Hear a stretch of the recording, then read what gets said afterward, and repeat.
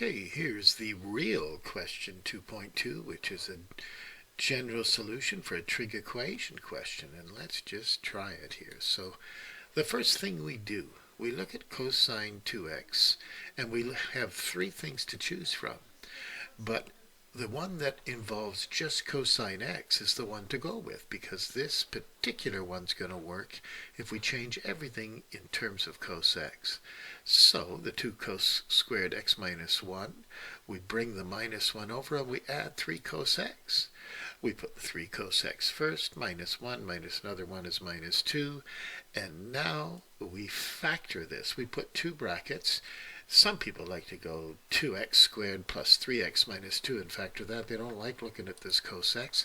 But 2 cos x times cos x is the only way you can get 2 cos squared. And the only way you can get 2 is 1 times 2. So you're playing with 1 and 2 times 2 is 4. Minus 1 is 3. So there you go. You get 2 answers. 1/2 makes it true. If cos x was 1/2, then 2 times 1/2 minus 1 would be 0. And if cos x was minus 2. But if you ask your calculator or anybody what angle fits with a cosine of negative 2, they'll say, hey, that doesn't make sense. Cosine's between 1 and minus 1, so there's no solution. That's how it works. But for a half, we know from special triangles that the cosine of 60 degrees is a half. And if it's 60 degrees is a half, then negative 60 degrees will work in the fourth quadrant.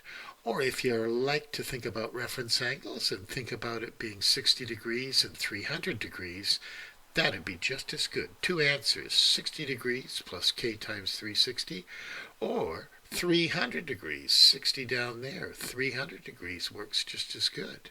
And there you go. There's your general solution.